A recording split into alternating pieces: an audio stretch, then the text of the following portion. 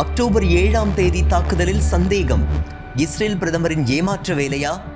Israel எதிர்க்கட்சி தலைவர் Benny Gantz சரமாரி தாக்கு. கடந்த ஆண்டு இஸ்ரேல் மீது ஹமாஸ் அமைப்பு நடத்தியதாக கூறப்படும் தாக்குதல் குறித்தும் அதில் உயிரிழந்தவர்கள் குறித்தும் மாநில அளவிலான விசாரணை குழுவை அமைத்து விசாரிக்க வேண்டும் என தேசிய ஒற்றுமை கட்சி தலைவர் பென்னி கான்ட்ஸ் தெரிவித்துள்ளார்.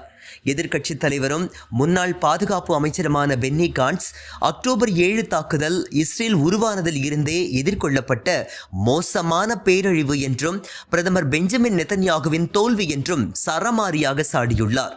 இஸ்ரேல் பிரதமரின் தோல்வி குறித்து விசாரிக்க மாநில விசாரணை குழுவை காட்டிலும் சிறப்பான குழுவை அமைக்க முயல்வதாக அரசு சொல்லி வரும் காரணங்களை கான்ட்ஸ் கடுமையாக விமர்சித்துள்ளார்.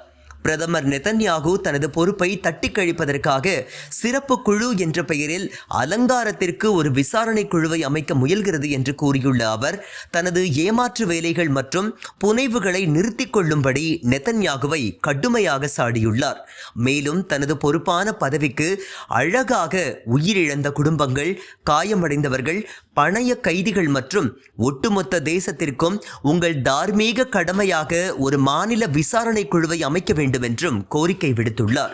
ஏற்கனவே லெபனானில் ஆயிரக்கணக்கான பேஜர்களை வெடிக்க செய்து நடத்தப்பட்ட தாக்குதலுக்கு தான் உத்தரவிட்டதாக இஸ்ரேல் பிரதமர் நெதன்யாகு ஒப்புக்கொண்டது உலக அளவில் பேரதிர்ச்சியை ஏற்படுத்தியுள்ளது. இந்நிலையில் கடந்த ஆண்டு அக்டோபர் 7ஆம் தேதி ஹமாஸ் அமைப்பினர் இஸ்ரேலில் நடத்தியதாக கூறப்படும் தாக்குதல் குறித்து எதிர்க்கட்சி தலைவர் மாநில விசாரணை குழுவின் விசாரணையை கோருவது இஸ்ரேல் பிரதமர் மீது பல்வேறு சந்தேகங்களை எழுப்பியுள்ளது. இந்த வீடியோவை உங்களுக்கு வழங்கியது www.aliaonlinestore.com. இந்த இணையதளத்தில் நீங்கள் ட்ரை ஃப்ரூட்ஸ், நட்ஸ், அதே மாதிரி குழந்தைகளுக்கு தேவையான டாய்ஸ் உள்ளிட்ட பல பொருட்களை நீங்கள் வாங்கிக்கலாம். ஒரு தடவை இந்த இணையதளத்தை விசிட் பண்ணி பாருங்கள்.